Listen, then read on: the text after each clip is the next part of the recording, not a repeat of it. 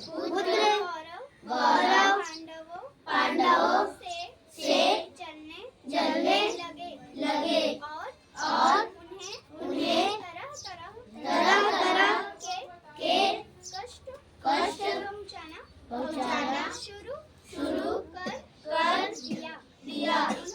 उन्होंने भीम को जहर दिया। लाक्षागृह का निर्माण कराकर उसमें कुंती सहित पांचों पांडवों को जलाने का उपाय भी किया। बैरभाव बढ़ता गया। अंत में पितामह भीष्म के समझाने पर कुरु राज्य के दो हिस्से किए गए। कौरव हस्तिनापुर में राज्य करते रहे और पांडवों को एक अलग राज्य दे दिया गया जो इंद्रप्रस्थ के नाम से विख्यात हुआ। इस प्रकार कुछ समय तक शांति रही।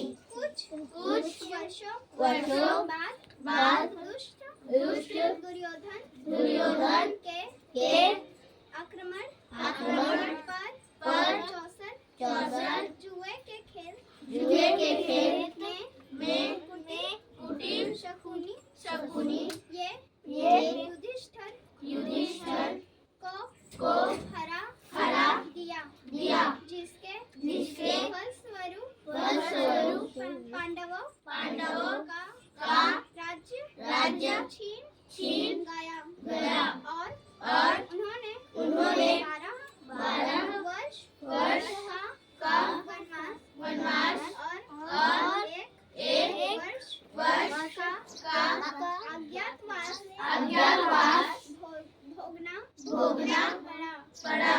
सारी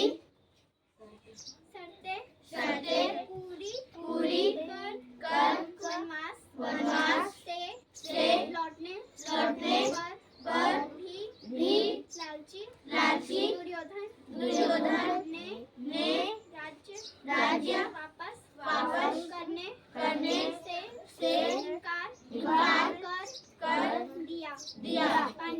पांडवों के वनवास